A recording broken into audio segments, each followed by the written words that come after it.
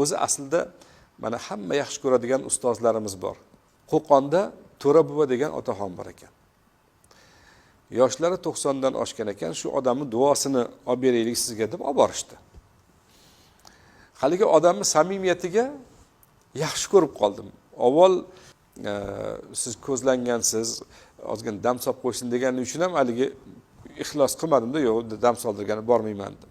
Lekin borganimdan keyin dam solishidan ko'ra duosi menga juda yoqib qoldi. Qo'pol qilib aytganda haligi otaxonga bo'lgan muhabbatim o'ta oshib ketdi. Duo qilyaptilar. Ya Rabbi, ya Karim, ya Hannan, ya Mannan, ismlaringdan o'rgilay seni. Buyugim mana. Men seni qulingman. Duo qilyapman senga. Mana odamlarni qaragin. Yoshi ulug' shu odamning duosi o'tadi deb umid bilan kelibdi-da. Shularning duosini qabul qilgin. Allohim meni uyaltirib qo'ymagan deyapti. Haligi odamning qulligiga muhabbatim oshdi. Mana shu o'shan uchun ham odamdan duo olgani kelishsa kerak deyapman-da. Xuddi Allohni ko'rib turgandek, u kishini duo qilayotganida siz Allohni his qilyapsiz. Nima qilyapsiz? Mana odamlar meni yoshi ulug', senga yaqin bo'lib qolgan deb duosi o'tadi deb kelibdi-da, meni uyaltirib qo'ymagin, shularning tilaklarini bergin. O'zing Karim zotsan, o'zing Razzoqsan.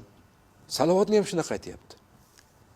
Men deydi, o'tirib oxirat kunida shafoatchim bo'lgan, go'zallarning eng go'zali bo'lgan, chiroylilarning eng chiroyligi, olimlarning olimi bo'lgan payg'ambar sallallohu alayhi vasallamga ko'p salomlar bo'lsin deyapti.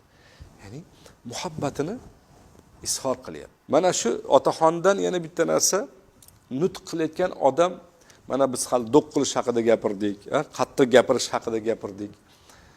Hech qaysi odam do'q qilgan odamni yaxshi ko'rmaydi. Keyin tanqid qilgan odamni yoqtirmaydi.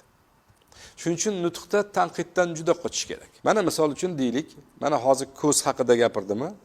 Sizni men mehringizni qozonmoqchi bo'lsam